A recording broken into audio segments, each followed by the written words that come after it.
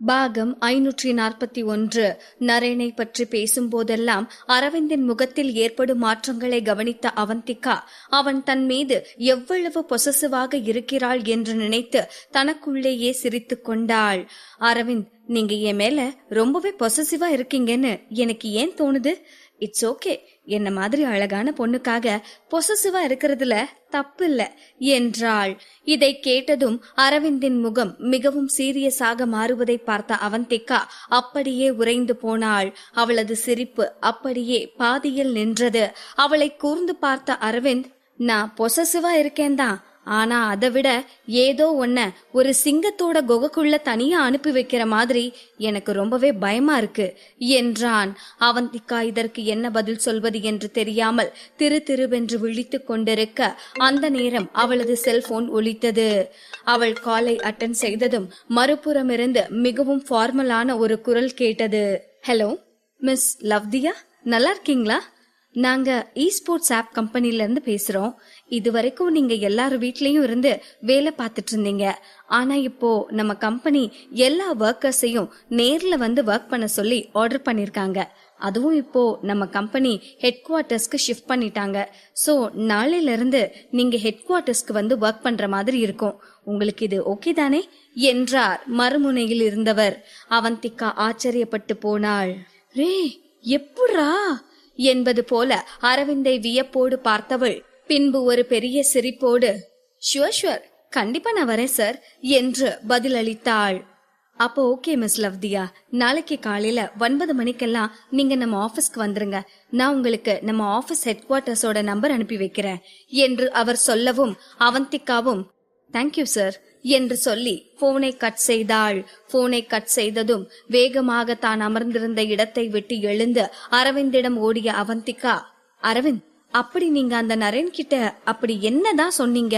எப்படி இவ்வளவு சீக்கிரமா அவன் என்ன ஆபீஸ்க்கு வந்து ஒர்க் பண்ண சொல்லிருக்கான் என்று அவள் சொல்லிக் கொண்டே போகவும் அவள் பேசுவது எதையும் காதில் வாங்கிக் கொள்ளாத அரவிந்த் முகம் சுளித்து அவளுக்கு ஆதரவாக கையை நீட்டியவன், அவந்திகா, நீ எழுந்திருக்கும் போது ரொம்பவே கவனமா இருக்கணும்.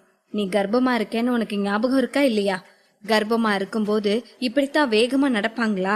எப்ப பாரு எல்லாத்துலயும் உனக்கு ரொம்பவே அவசரமும் அசால்ட்டு தனமும் இருக்கு அவந்திகா என்றான் கண்டிக்கும் குரலில். அவனிடம் நாக்கை நீட்டி விளையாட்டு காட்டிய அவந்திகா, அரவிந்த், இதுக்கு முன்னெல்லாம் நீங்க கொஞ்சம் வார்த்தை மட்டும்தான் பேசிட்டு இருந்தீங்க. ஆனா இப்ப பாருங்க, பூமராங்கிள் மாதிரி வளன்னு பேச ஆரம்பிச்சிட்டீங்க என்றாள். அரவிந்த் இதை கேட்டதும் எதுவும் பேசாமல் அமைதியாகிவிட அவனை பார்த்த அவந்திகா சத்தம் போட்டு சிரிக்க ஆரம்பித்தாள். மறுநாள் காலை அவந்திகா 8 மணிக்கு தயாராகி சரியான நேரத்தில் வீட்டை விட்டு வெளியேறினாள். சோஃபாவில் அமர்ந்து பேப்பர் படித்துக் கொண்டிருந்த அரவிந்திற்கு அவந்திகாவை பார்க்கவும் அவன் முகத்தில் என்னவென்று சொல்ல முடியாத ஒரு கலவையான வெளிப்பாடு தோன்றியது. ஏதோ கத்தி கேடயம் எல்லாம் எடுத்துக்கொண்டு போருக்கு தயாராவது போல் அவந்திகா தன் ஹேண்ட்பேக்கை மாட்டிக்கொண்டு முகத்தை விரைப்பாக வைத்துக்கொண்டு காலணிகளை அணிந்து கொண்டிருந்தவள் பின்பு அரவிந்தை பார்த்து, அரவிந்த் பாய், நான் வேலைக்கு போயிட்டு வரேன் என்றாள். அவளை பார்த்து சிரித்து கொண்டே தலையசைத்த அரவிந்த், அவந்திகா, பத்திரமா இரு, நீ தான் உன்னை சேஃபா பாத்துக்கணும். மெதுவா நட, ஏதாவது பிரச்சனைனா எனக்கு கால் பண்ணு என்று தன் மகளை முதலில் பள்ளிக்கு அனுப்பும் தகப்பன் போல் பதறிக்கொண்டிருந்தான். அவந்திகா சரி என்று சைகை செய்து முன்கதவை திறந்து வீட்டை விட்டு வெளியேறினாள். கதவு சாத்தப்பட்டவுடன் அரவிந்தின் முகத்தில் இருந்த நிதானமான வெளிப்பாடு உடனடியாக மறைந்தது.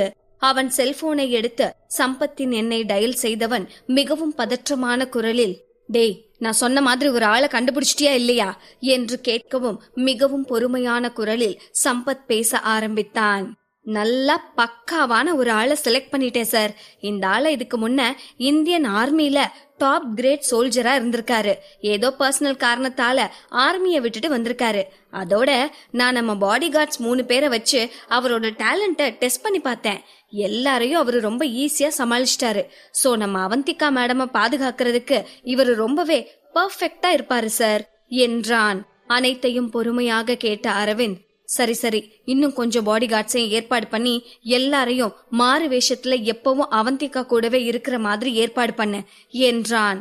என்னதான் சம்பத்திடம் சொல்லி அவந்திகாவிற்கு பாடி கார்டுகளை ஏற்பாடு செய்ய சொன்னாலும் அரவிந்திற்கும் மனம் நிம்மதியாக இல்லாமல் ஏதோ ஒன்று அவனுக்குள் உறுத்திக் கொண்டே இருந்தது.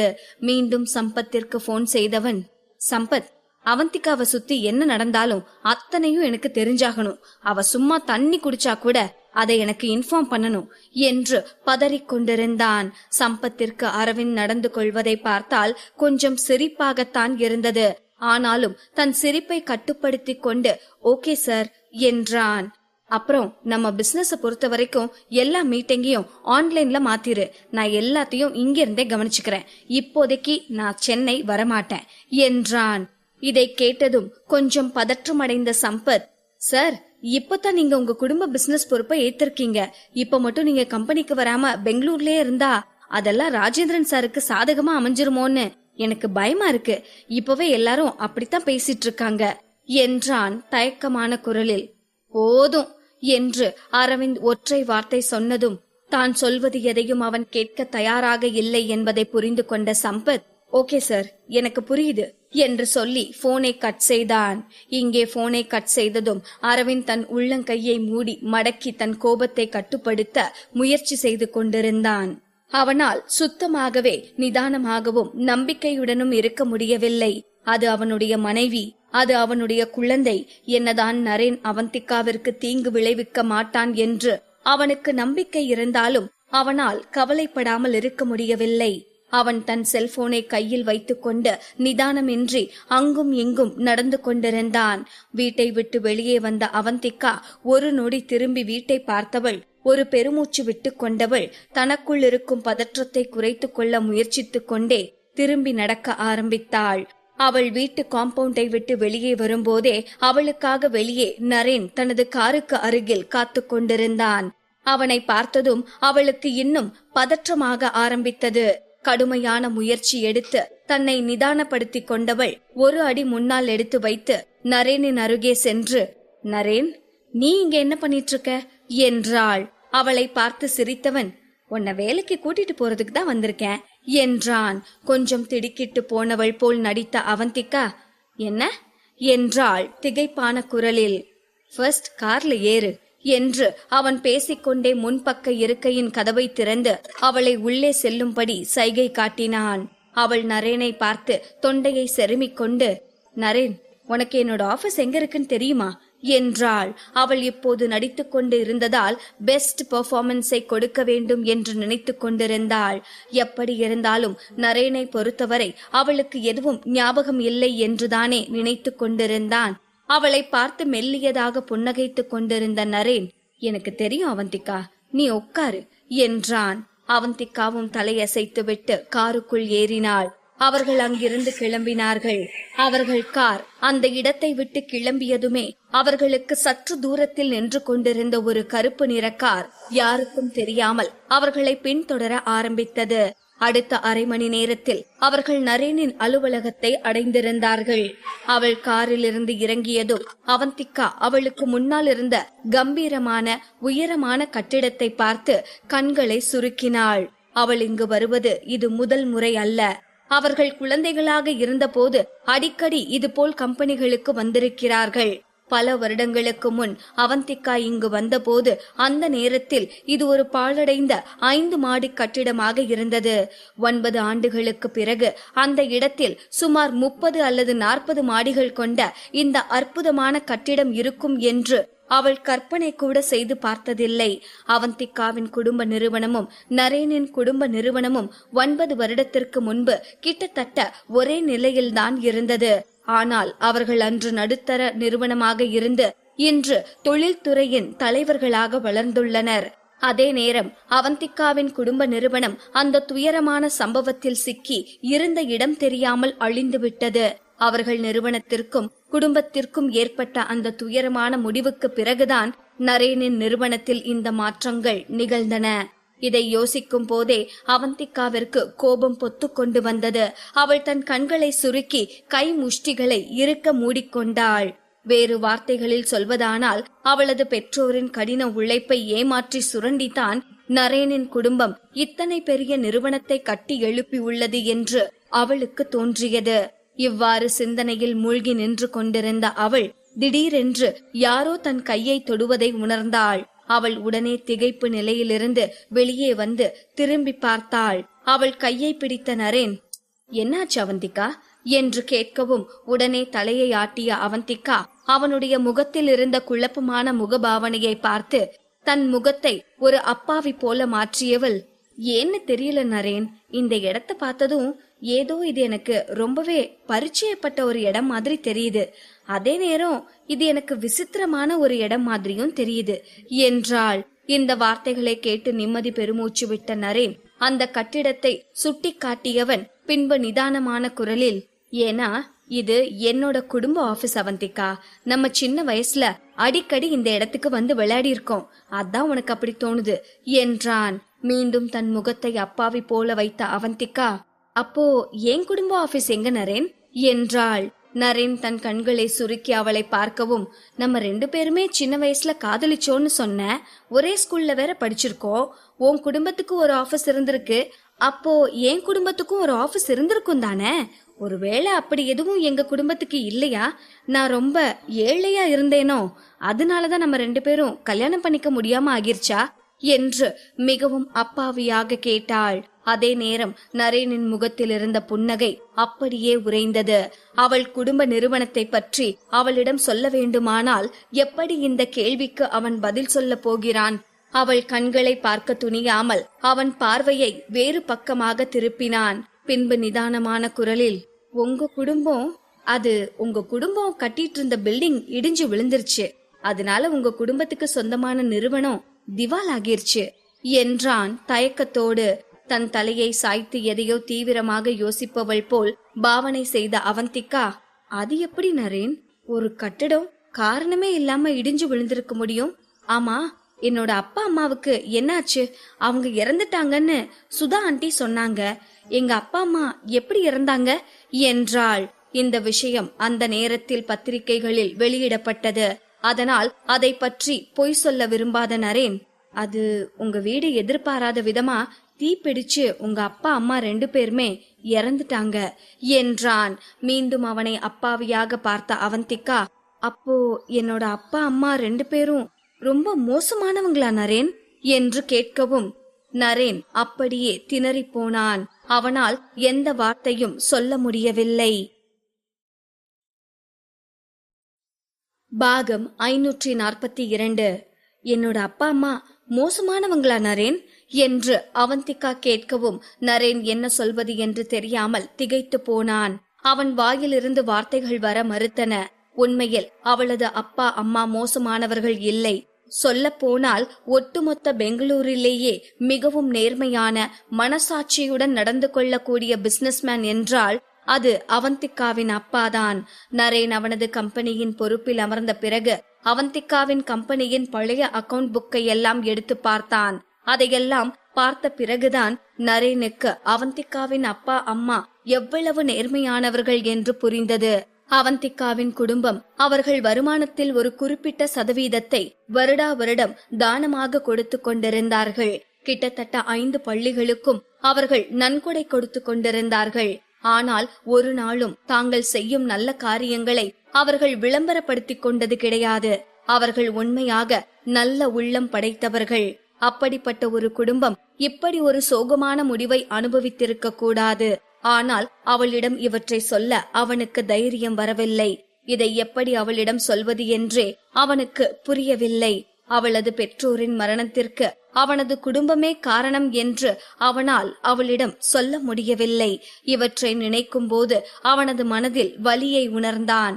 அந்த கோர சம்பவத்தால் தான் அவந்திகா பெங்களூரை விட்டு சென்றாள், அவனை விட்டு சென்றாள். அந்த கோர சம்பவம் மட்டும் நடக்காமல் இருந்திருந்தால் இந்நேரம் அவர்கள் இருவருக்கும் திருமணம் நடந்திருக்கலாம். அவந்திகாவை போல சுட்டித்தனமாகவும் இவனைப் போல கம்பீரமாகவும் அவர்களுக்கு குழந்தைகள் பிறந்திருக்கலாம். இந்த ஒட்டுமொத்த பெங்களூரே பொறாமைப்படும் அளவிற்கு மிகவும் சந்தோஷமான ஜோடியாக அவர்கள் வாழ்ந்து கொண்டிருந்திருக்கலாம். ஆனால் இப்போது அவள் வேறு ஒருவனை திருமணம் செய்து கொண்டாள். அவனும் இதே ஊரில் அவளோடு ஒரே வீட்டில் வாழ்ந்து கொண்டிருக்கிறான். இல்லை, அவன் அதை பற்றி மேலும் சிந்திக்க விரும்பவில்லை. அவந்திகாவிற்காக அவன் தனிமையில் காத்திருந்த 9 வருடங்களை நினைக்கும் போதெல்லாம் அவனையும் அறியாமல் ஒரு அச்சம் தோன்ற ஆரம்பித்தது. எங்கு அவள் மீண்டும் தன்னை விட்டு போய்விடுவாளோ, மீண்டும் அவளுக்காக பல முடிவில்லாத 9 வருடங்கள் அவன் காத்திருக்க வேண்டுமோ என்ற பயம் அவன் மனதில் தோன்றியதும் அவன் அவந்திகாவின் கையை இறுக்கமாக பிடித்து கொண்டான். அவன் வெளிப்பாடு இப்போது இன்னும் உறுதியாக மாறியது. அவன் காத்திருப்பை அந்த கடவுளே தாங்கிக் கொள்ள முடியாமல் தான் தனக்காக இந்த வாய்ப்பை கொடுத்திருக்கிறான். இதை தான் பொக்கிஷமாக கருத வேண்டும் என்று தனக்குள் நினைத்து கொண்டான். தனக்குள் ஒரு உறுதி பிறந்தது போல் அவந்திகாவின் தோளில் கை வைத்து அவள் கண்களை நேராக பார்த்தவன், இல்ல அவந்திகா, உங்க அப்பா அம்மா மோசமானவங்க கிடையாது, அவங்க ரொம்பவே நல்லவங்க. ஆனா எல்லா இடத்துலயும் பிரச்சனை பண்றதுக்குன்னு யாராவது இருக்கத்தானே செய்வாங்க. இந்த உலகம் நல்லவங்க மட்டுமே இருக்கிற இடம் கிடையாது. அந்த கோர சம்பவம் நடந்தப்போ உண்மையிலேயே என்ன நடந்துச்சு, யார் அதுக்கு காரணம்னு யாருக்கும் தெரியாது. நாம இப்போ அத பத்தி எல்லாம் பேச வேணாம். நாம இப்போ உள்ள போய் வேலைய ஆரம்பிக்கலாம் என்றான். அவந்திகா தனக்கு எதுவும் புரியாதது போல் தலையசைத்து நரேனுடன் உள்ளே சென்றாள். நரேன் பார்க்காத போது அவனை பார்த்த அவந்திகாவின் கண்களில் ஏளனம் தெளிவாக தெரிந்தது. அதே நேரம் எப்படியோ சமாளித்து விட்டோம் என்று நரேனின் முகத்தில் பெருத்த நிம்மதி பரவி இருந்தது. அவர்கள் அலுவலகத்திற்குள் நுழைந்ததும் அவர்களை சுற்றி இருந்த ஊழியர்கள் உடனடியாக எழுந்து நின்று மரியாதைக்குரிய தொனியில், குட் மார்னிங் மிஸ்டர் நரேன் என்றார்கள். நரேனின் முகத்தில் எப்போதும் போல் ஒரு கடுமை வந்து ஒட்டிக்கொண்டது. அனைவரையும் பார்த்து தலையசைத்தவன் பின்பு அவந்திகாவை திரும்பி பார்த்து, அவந்திகா, நான் தான் உன்னோட பாஸ், இதுதான் உன்னோட கம்பெனி என்றான். கண்களை விரித்து அவனை பார்த்த அவந்திகா, அப்போ நான் இந்த கம்பெனிய சுத்தி பார்க்கலாமா என்று கேட்கவும் மெல்லியதாக புன்னகைத்த நரேன், தாராளமா சுத்தி பார்க்கலாம் என்றான். வாவ் நரேன், இவ்ளோ சின்ன வயசுல இவ்ளோ பெரிய கம்பெனியா? நீ தனி ஆளா கவனிச்சிட்டு இருக்கேன்னு நினைக்கும் போது எனக்கு ரொம்பவே பிரமிப்பா இருக்கு என்று ஒரு முறை அந்த இடத்தை சுற்றி பார்த்தவள், இந்த கம்பெனில வேலை செய்யற யார் வேணும்னாலும் எப்போ எங்க வேணும்னாலும் போக முடியுமா என்று கேட்கவும் அவன் அவளை வரவேற்பறைக்கு அழைத்து சென்றான். வரவேற்பாளர் உடனடியாக ஒரு அட்டையை அவனிடம் கொடுத்தார். அதை வாங்கி அவந்திகாவின் கையில் கொடுத்த நரேன், இந்த கார்டை வச்சுக்கிட்டு நீ என்னோட பர்சனல் ரூமுக்கு கூட வரலாம். இந்த கம்பெனி உன்னோட கம்பெனி மாதிரி. இங்க நீ எப்போ வேணும்னாலும் எங்க வேணும்னாலும் இந்த கார்டை வச்சுட்டு போலாம். இப்போ எனக்கு ஒரு மீட்டிங் இருக்கு, நான் போறேன். இந்த ஆபீஸ சுத்தி பாக்குறதுக்கும் நீ ஒர்க் பண்ண வேண்டிய இடத்துக்கு உன்னை கூட்டிட்டு போறதுக்கும் நான் வேற ஒருத்தவங்கள வர சொல்லிருக்கேன் என்றான். அவந்திகா குட்டி குழந்தை போல் வேகமாக தலையசைக்கவும் அவளது கியூட்னஸை ரசித்த நரேன் அவள் தலையை தொடப்போகும் போது அவந்திகா வேகமாக ஒரு அடி பின்னால் சென்றாள். நரேனுக்கு சட்டென ஏதோ போல் ஆனது. அவன் கை அப்படியே அந்தரத்தில் சில நிமிடம் நின்றது. அதற்குள் அவன் அழைத்தது தெரிந்ததும் அந்த இடத்திற்கு ஹியூமன் ரிசோர்ஸ் டிபார்ட்மெண்டின் தலைவர் வேகமாக ஓடி வந்தார். ஒரு பாஸிற்கு உண்டான கெத்தோடு அவரை பார்த்த நரேன், மிஸ் அவந்திகாவுக்கு நம்ம ஆபீஸ சுத்தி காட்டுங்க, அப்புறம் அவங்கள நம்ம என்டர்டெயின்மெண்ட் டிபார்ட்மெண்ட்டுக்கு கூட்டிட்டு போய் மத்த கேஸ்டர்ஸ்க்கு இன்ட்ரோடியூஸ் பண்ணி வைங்க என்றான். ஹியூமன் ரிசோர்ஸ் டிபார்ட்மெண்டின் தலைவர் 40 வயதுடைய ஒரு பெண்மணி. அவள் மிகவும் திறமையான மற்றும் அனுபவம் வாய்ந்தவள். நரேனின் உடல் மொழியை வைத்தே அவந்திகா ஒரு சாதாரண ஊழியர் அல்ல என்பதை அவள் உடனடியாக அறிந்து கொண்டாள். உடனே அவள் மரியாதையுடன் தலையசைத்து, நீங்க ஒன்னும் கவலைப்படாதீங்க மிஸ்டர் நரேன், மிஸ் அவந்திகாவுக்கு இங்க எந்த பிரச்சனையும் இல்லாம நான் பாத்துக்கிறேன் என்றாள். தன் கண்களை சுருக்கி அந்த பெண்ணை பார்த்த நரேன், அவந்திகா ஒன்னும் இங்க சாதாரண ஒரு எம்ப்ளாயியோ இல்ல கெஸ்டோ கிடையாது. நான் எப்படியோ அவளும் அதே மாதிரிதான். அவளும் இங்க ஒரு பாஸ் மாதிரிதான் என்றான். இந்த வார்த்தைகளை கேட்ட அந்த பெண்மணி சட்டென தலை நிமிர்ந்து அவந்திகாவை ஆச்சரியமாக பார்த்தாள். தன் திகைப்பில் இருந்து வெளிவர முடியாத அந்த பெண் நரேனை பார்த்து, ஓ ஓகே சார், எனக்கு புரியுது என்று திக்கி திணறி பதிலளித்தாள். திருப்தியான முகபாவத்தோடு அவந்திகாவை பார்த்த நரேன் பின்பு தன் பேண்ட் பாக்கெட்டில் கையை விட்டு கொண்டு எதுவும் பேசாமல் லிப்டை நோக்கி நடக்க ஆரம்பித்தான். என்னதான் அவன் முகத்தில் மற்றவரை அச்சப்படுத்தக்கூடிய ஒரு புன்னகை இருந்தாலும் அவன் மனதில் பெரும் சோகம் இருப்பதற்கு அறிகுறியாக அவன் நடை தளர்ந்து இருந்தது. நரேன் லிப்டுக்குள் ஏறி அந்த இடத்தை விட்டு வெளியேறும் வரை அவனையே பார்த்து கொண்டிருந்த அந்த பெண் பின்பு மரியாதையோடு அவந்திகாவை பார்த்து, மிஸ் அவந்திகா, இப்போ நான் உங்களை எங்க கூட்டிட்டு போகட்டும்?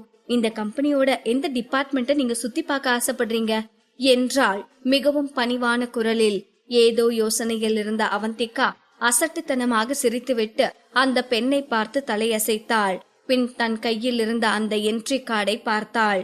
இந்த அட்டை அவளுக்கு எல்லா இடங்களுக்கும், நரேனின் தனிப்பட்ட அறைக்கு செல்வதற்கு கூட அவளுக்கு பயன்படும். ஆனால் அவள் இப்போதுதான் இந்த கம்பெனியின் புது ஒர்க்கர் என்பதால் அவளிடம் கார்டு இருந்தால் கூட அவள் எங்காவது சென்றால் கண்டிப்பாக பாதுகாவலர்களால் தடுத்து நிறுத்தப்படுவாள். அவந்திகாவின் நோக்கம் நரேனுக்கு தெரியாமல் அந்த அக்கவுண்ட் புக்கை தேடி கண்டுபிடிக்க வேண்டும். அப்படி இருக்கும்போது அவள் அவசரப்படக்கூடாது. கொஞ்சம் பொறுமையாக இருப்பது மிக அவசியம். இப்போது அவசரப்பட்டு எதையும் சொதப்பிவிடக் கூடாது என்று நினைத்த அவந்திகா தன் முன் நின்றிருந்த அந்த பெண்ணை பார்த்து, நம்ம இப்போ என்டர்டெயின்மெண்ட் டிபார்ட்மெண்ட்டுக்கு போய் மத்த கேஸ்டர்ஸ பார்க்கலாம் என்றாள். அவர்கள் வெளியேறிய பிறகு வரவேற்பறையில் இருந்த பெண்கள் ஒன்று கூடி ஒருவருக்கொருவர் கிசுகிசுக்க ஆரம்பித்தார்கள். ஹேய், நீங்க எல்லாம் அதை கவனிச்சிங்களா? நரேன் சார் இந்த பொண்ணு பாஸ் மாதிரின்னு சொன்னாரு. ஒருவேளை இவங்கதான் மிஸ்ஸஸ் நரேனா இருப்பாங்களோ? வாய மூடுடி. வந்த உடனே நம்ம நரேன் சாரிய வளைச்சு போடுற அளவுக்கு இந்த பொண்ணு கிட்ட அப்படி என்ன விஷயம் இருக்கு? அவ ஒரு சாதாரண கேஸ்டர். பேரு கூட ஏதோ லவ்தியாவா.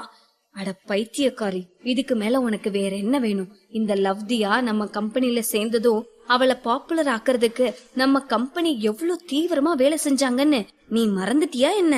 இப்பதான் தெரியுது அதுக்கு என்ன காரணம்னு. அழகா இருந்தா மட்டும் போதும், எல்லாம் நம்மள தேடி வரும் போல என்று அவர்கள் பெருமூச்சுடன் பேசிக் கொண்டிருக்க அந்த பக்கமாக வந்த வயதான ஊழியர் ஒருவர், ஏமா சும்மா வாய்க்கு வந்தபடி பேசாதீங்க. அந்த பொண்ணு அவந்திகா அவங்க அப்பா அம்மாவும் இதே ஊர்ல பெரிய பிசினஸ் நடத்திட்டு இருந்தாங்க. நம்ம நரேன் சாரும் அந்த பொண்ணும் சின்ன வயசுல இருந்து ஃப்ரெண்ட்ஸ். 2 பேரும் ஒன்னாத்தான் படிச்சாங்க என்றார். இதை கேட்ட அந்த பெண்கள், என்னது 2 பேரும் சின்ன வயசுல இருந்து ஃப்ரெண்ட்ஸா? வாவ், கேக்குறதுக்கே நல்ல இன்ட்ரெஸ்டா இருக்கே. இன்னும் உங்களுக்கு என்னெல்லாம் தெரியுமோ சொல்லுங்களேன் என்று அவர்கள் அந்த நபரை மொய்க்க ஆரம்பித்தார்கள். அவ்வளவுதான். அவர்கள் அனைவர் கண்களுக்கும் அவந்திகா ஒரு கதாநாயகி போல தெரிய ஆரம்பித்தாள். அந்த நபர் சொன்ன கொஞ்ச விஷயங்களை வைத்தும் இப்போது நரேன் அவந்திகாவிடம் நடந்து கொண்டதை வைத்தும் அவரவர் கற்பனைக்கு ஏற்றாற்போல் கதை உருவாக்க ஆரம்பித்தார்கள். மதிய நேரம் நரேன் ஒரு முக்கியமான மீட்டிங்கில் இருந்தான். பொதுவாக இந்த நேரத்தில் நரேன் தொடர்ந்து வேலை செய்து கொண்டுதான் இருப்பான். அவனுக்கு மட்டும் அவன் வேலை முடியவில்லை என்றால் மதிய சாப்பாட்டை பற்றி யோசித்து கூட பார்க்க மாட்டான். அவன் மட்டுமல்ல, அவனோடு அமர்ந்திருப்பதற்கு தண்டனையாக யாரையும் மதிய சாப்பாடு சாப்பிட விட மாட்டான். ஆனால் இன்று அவன் மிகவும் வித்தியாசமாக நடந்து கொண்டான். யாருடனோ செல்போனில் தீவிரமாக பிசினஸ் விஷயத்தை பேசிக் கொண்டிருந்தவன் சட்டனை எழுந்து நின்று, இது லஞ்ச் டைம், எதுவா இருந்தாலும் லஞ்ச் முடிச்சிட்டு பேசலாம் என்றான். சட்டன அங்கிருந்த அனைவரும் அவனை திரும்பி பார்த்தார்கள். அவர்களுக்கு வெளியே சொல்ல முடியாத திகைப்பு ஏற்பட்டது. யாரையும் கண்டு கொள்ளாமல் அவன் அந்த அறையை விட்டு வெளியே வந்த பிறகும் அங்கிருந்த அனைவரும் திகைப்பு மாறாமல் ஒருவரை ஒருவர் பார்த்து கொண்டிருந்தார்கள். நம்ம பாஸுக்கு இன்னைக்கு என்னாச்சு என்று ஒருவர் திகைப்போடு கேட்கவும், நம்ம பாஸ் இன்னைக்கு காலையில ஒரு பொண்ணு ஆபீஸ்க்கு கூட்டிட்டு வந்தாராம். அந்த பொண்ணுதான் இனிமே இங்க பாஸ்னு சொன்னாராம். எனக்கு தெரிஞ்சும் அந்த பொண்ணுதான் நம்ம பாஸோட காதலியா இருப்பாங்கன்னு நினைக்கிறேன். சோ நம்ம பாஸ் அவரோட காதலி கூட லஞ்ச் சாப்பிட போயிருப்பாரு என்றார் மற்றொருவர். இந்த வார்த்தைகளை கேட்டு அனைவரும் சிரிக்க ஆரம்பித்தனர். பாரா, காதல் வந்தா யாரா இருந்தாலும் மாறுவாங்கன்னு சும்மாவா சொல்லிருக்காங்க? எப்படியோ அந்த பொண்ணுக்கு கோவில் கட்டி கும்பிடணும்டா. இனிமையாச்சும் நம்ம வாழ்க்கையில விமோச்சனம் கிடைக்கும் என்று ஒருவர் சொல்ல, ரொம்ப நல்லது, இனிமே நம்ம மதியம் பட்னி கிடக்க தேவையில்லை. ஆனா அது எப்படி சாத்தியமாகும்? நம்ம பாசுக்கும் அந்த அலீனாவுக்கும் ஏதோ தொடர்பு இருந்துச்சுதானே என்று சந்தேகமாக மற்றொருவர் கேட்கவும் அந்த அறையில் இருந்த அனைவரும் அவரை திட்ட ஆரம்பித்தார்கள். சிச்சி, அந்த அலீனாவெல்லாம் நம்ம பாஸ் திரும்பி கூட பார்க்க மாட்டாரு. சும்மா அவதான் வந்து வலிஞ்சிட்டு இருப்பா. ஒருவேளை நம்ம பாஸுக்கு அவளை பிடிச்சிருந்தா இவ்ளோ நாள் ஏன் அவளை கல்யாணம் பண்ணிக்காம இருக்காரு? அதுவும் இல்லாம நம்ம பாஸ் என்னைக்காச்சும் அவளுக்கு மரியாதை கொடுத்து பாத்திருக்கியா என்று அனைவரும் கேட்கவும் அந்த சந்தேக ஆசாமி அமைதியாகி, சரி சரிப்பா, நீங்க சொல்றது கரெக்ட் தான், தெரியுது நம்ம பாஸுக்கு எப்படியோ நல்லது நடந்தா சரிதான் என்றான். எல்லோரும் அவளை பற்றி கிசுகிசுத்து கொண்டிருந்த போது அவந்திகா இதை பற்றி எதுவும் தெரியாமல் கேஸ்டர்ஸ் ஆபீஸில் அமர்ந்திருந்தாள். அந்த அறை மிகவும் விசாலமானதாகவும் அமைதியானதாகவும் இருந்தது. அந்த அறையை முழுமையாக சுற்றி பார்த்தவள் அருகில் இருந்த கேண்டீனிற்கு சென்று கொஞ்சம் பழங்கள் வாங்கி வந்து சாப்பிட்டாள். இ ஸ்போர்ட்ஸ் ஆப் நிறுவனம் தலைமை செயலகத்திற்கு மாற்றப்பட்டதால் அனைவரும் பொருட்களை எடுத்து அங்கும் இங்கும் வைப்பதில் மும்முரமாக இருந்தனர். அவந்திகா இப்போது கர்ப்பமாக இருப்பதால் அவளால் அதிக எடை தூக்க முடியாது என்பதால் அவள் அமைதியாக சோஃபாவில் அமர்ந்து அனைவரையும் பார்த்து கொண்டிருந்தாள்.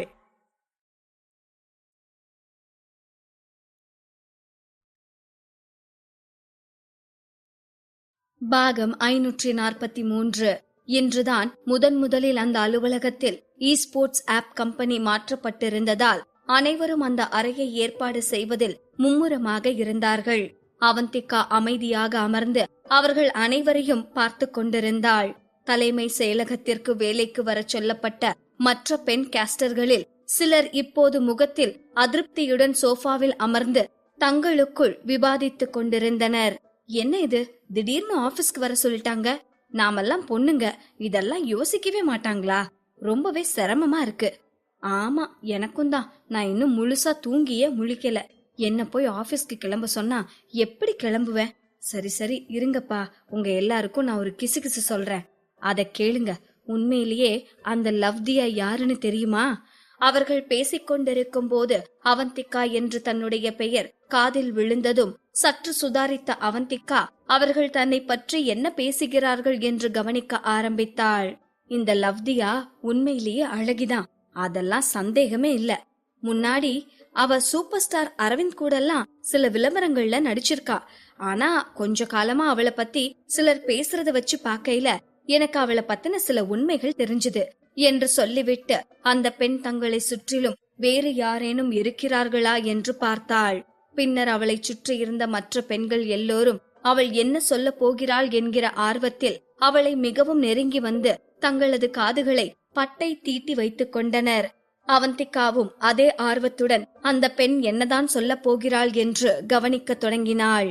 அந்த லவ்தியாவுக்கும் நம்ம கம்பெனியோட டைரக்டருக்கும் ஏதோ சம்பந்தம் இருக்கு. இதை கேட்டதும் அவந்திகா பேச்சற்று போனாள். கம்பெனி டைரக்டர் என்று அந்த பெண் யாரை சொல்லிக் கொண்டிருக்கிறாள்? அந்த 50 வயதிற்கும் மேலான பெரியவரையா? இதை யோசித்ததும் அவந்திகாவிற்கு அவள் குடித்துக் கொண்டிருந்த தண்ணீர் புரை ஏறியது. ஹே, நீ எப்படி இப்படியெல்லாம் சொல்ற? அதுக்கெல்லாம் வாய்ப்பே இல்ல. ஏய், எது சொல்றதா இருந்தாலும் ப்ரூஃபோட சொல்லு. நீ சொல்றதுக்கு உன்கிட்ட என்ன ஆதாரம் இருக்கு என்று மற்றவர்கள் கேட்க ஆரம்பிக்கவும் இந்த வதந்திகளை பேச ஆரம்பித்த பெண், இது உண்மையா இருக்கும்னு தான் எனக்கு தோணுது. அந்த லவ்தியோ ஆபீஸ்க்கு வந்திருக்கான்னு நான் கேள்விப்பட்டேன் என்றாள் கிசுகிசுப்பு குரலில். இப்போதுதான் தங்களுக்கு பேசுவதற்கு நல்ல டாபிக் கிடைத்தது போல் ஒருவரை ஒருவர் நெருங்கி வந்த அந்த பெண்கள், ஓஹோ, இது உண்மையா? இப்பதான் அந்த லவ்தியா ஏன் இவ்ளோ பாப்புலரா இருக்கான்னு எனக்கு தெரியுது என்றாள் மற்றொரு பெண். இதையெல்லாம் கேட்டுக்கொண்டிருந்த அவந்திகாவிற்கு இதற்கு எப்படி பதிலளிக்க வேண்டும் என்று தெரியவில்லை. அது அவளுக்கு அவமானமாக இருந்ததா என்று கூட அவளுக்கு சரியாக தெரியவில்லை. ஆனால் அந்த பெண்கள் பேசியது அவளுக்கு சிரிப்பாகத்தான் இருந்தது. அவள் ஒரு முறை இருமியபடி அந்த கூட்டத்தை பார்த்து பேச ஆரம்பித்தாள். எனக்கு தெரிஞ்சு அந்த லவ்தியாவுக்கு டைரக்டர் யாருன்னே தெரியாதுன்னு நினைக்கிறேன் என்றாள் அவள். அனைவரும் ஒரே நேரத்தில் பார்வையை அவள் பக்கம் திருப்பினர். இதுவரை அவர்கள் பெரிதாக கண்டுகொள்ளாத அந்த அழகான பெண்ணை பார்த்து, இந்த விஷயம் உனக்கு எப்படி தெரியும் என்றார்கள். அவர்கள் அனைவரையும் தீவிரமாக பார்த்த அவந்திகா, எனக்கு அவளை பத்தி எல்லாம் தெரியும். நீங்க சொல்ற மாதிரி அவளுக்கு ஆதரவு இருக்குதான், ஆனா அது அந்த டைரக்டர் கிடையாது என்றாள்.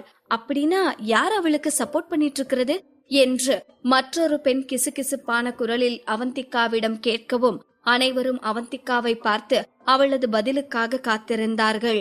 அவந்திகாவும் மிகவும் கிசுகிசுப்பான குரலில், அவளுக்கு சப்போர்ட்டா இருக்கிறது CEO நரேன் என்றாள். அவளது ஆதரவாக இருப்பது நரேன் என்பதை அவள் அனைவருக்கும் தெரியப்படுத்த வேண்டும். அதனால் அவள் மாடிக்கு பதுங்கிச் செல்ல வாய்ப்பு கிடைத்தால் அவளுக்கு எந்த தடையும் இருக்காது. என்னது, நீ உண்மையத்தான் சொல்றியா?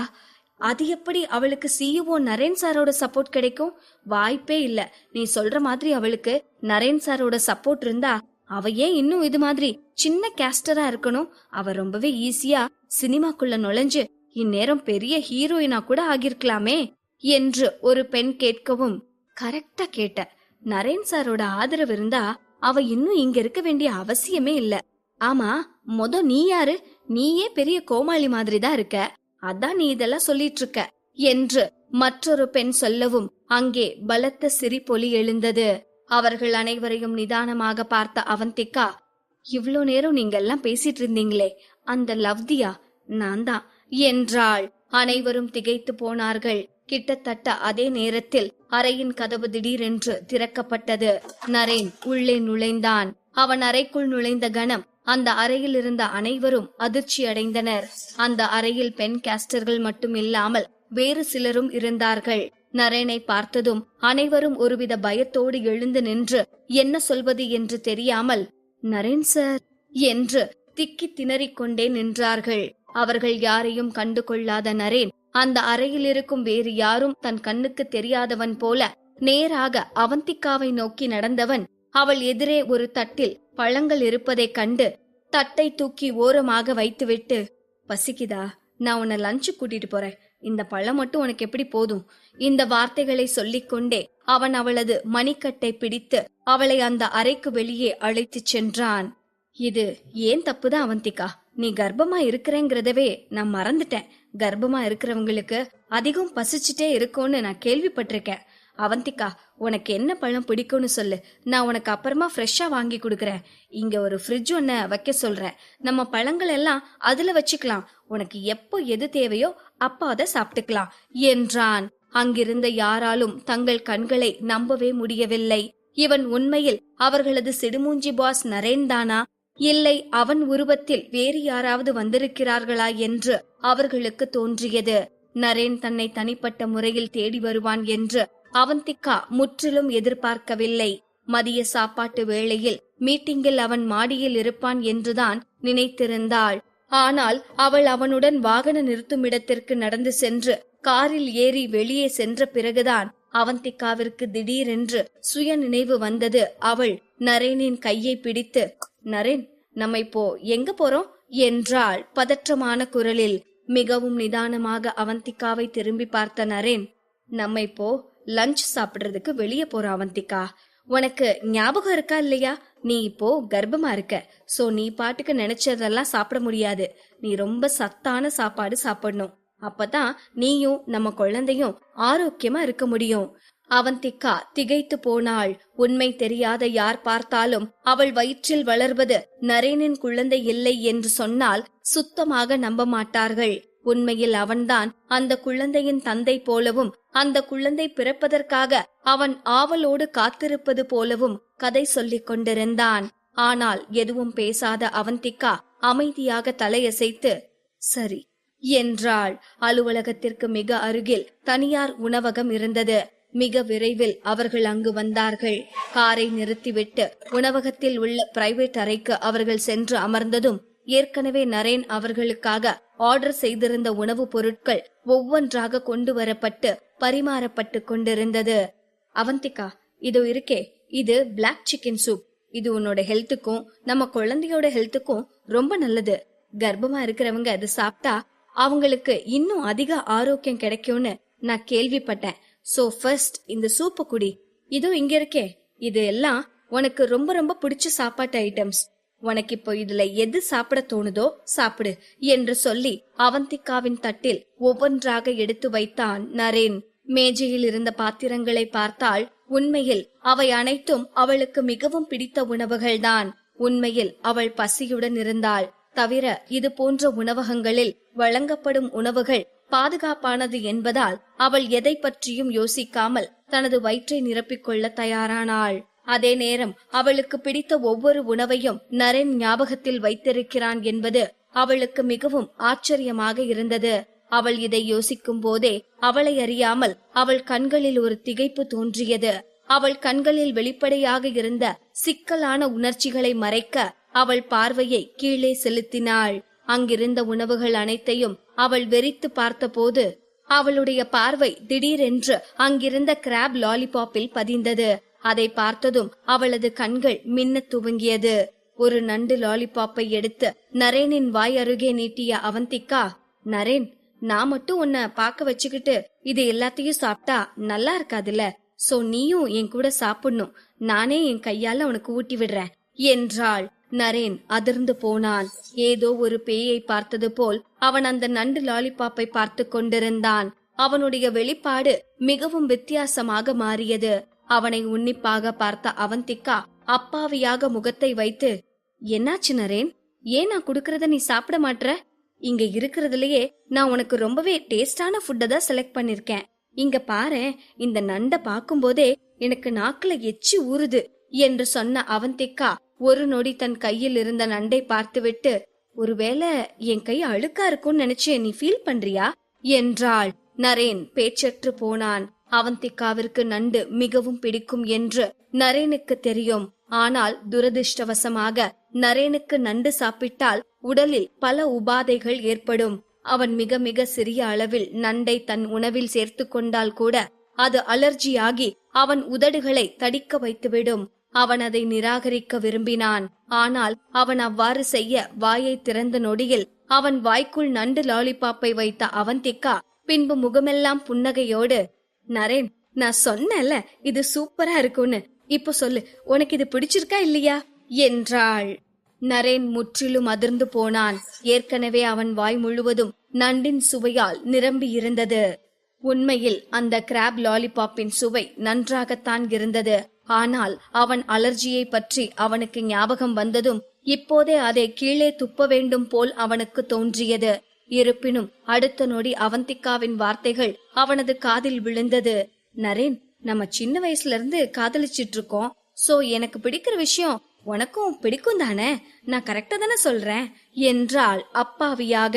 அவளது கண்களை பார்த்த நரேன் இல்லை என்று சொல்ல நினைத்தாலும் அவனை அறியாமல் ஆமாம் என்று தலையசைத்தான். அதன் பின் ஒரு பெருமூச்சு விட்டு அந்த கிராப் லாலிபாப்பை முழுமையாக விழுங்கினான். ஏற்கனவே அவனது வாயின் ஓரத்தில் அரிக்க தொடங்கி இருந்தது. ஆனால் கஷ்டப்பட்டு தன்னை சமாளித்துக் கொண்டவன் தண்ணீரை குடித்து தன்னுடைய அசௌகரியத்தை குறைத்து கொள்ள முயற்சி செய்து கொண்டிருந்தான். ஆனால் அவனை அதிர்ச்சிக்கு உள்ளாக்கும் விதமாக அவன் கண் முன்னால் மீண்டும் ஒரு கிராப் லாலிபாப் தோன்றியது. நரேன் திகைத்து போனான். ஒரு குழந்தை போல அந்த தட்டில் இருந்த கிராப் லாலிபாப்பை எண்ணிய அவந்திகா, இங்க மொத்தம் 6 பீஸ் இருக்கு. 3 எனக்கு, 3 உனக்கு. நான் உன்கிட்ட எவ்வளவு பாசமா நடந்துக்கிறேன் பாரு, நீ ரொம்ப சந்தோஷப்படணும் என்றால் கியூட்டான குரலில். அம்மா தெய்வமே, நீ இப்படித்தான் என் மேல உன் பாசத்தை காட்டணுமா என்று தன் மனதிற்குள் புலம்பிய நரேன் அவந்திகாவிடம் ஏதோ சொல்ல வாய் திறக்கவும் அவனை முந்திக் கொண்ட அவந்திகா, நரேன், நம்ம 2 பேரும் ரொம்ப நாளைக்கு முன்ன இதே மாதிரி இதே இடத்துல சாப்பிட்ட மாதிரி எனக்கு ஏன் தோணுது. இதுக்கு முன்ன நம்ம இந்த இடத்துக்கு வந்திருக்கோமா என்ன என்றாள். அவ்வளவுதான். நரேன் தான் சொல்ல வந்த வார்த்தைகளை சொல்லாமல் நெளிய ஆரம்பித்தான். அந்த கேப்பை பயன்படுத்திய அவந்திகா அந்த நண்டு லாலிபாப்பை நரேனின் வாய்க்குள் திணித்துவிட்டு அடுத்ததை எடுத்து அவனுக்கு ஊட்டுவதற்கு தயாராக இருந்தாள்.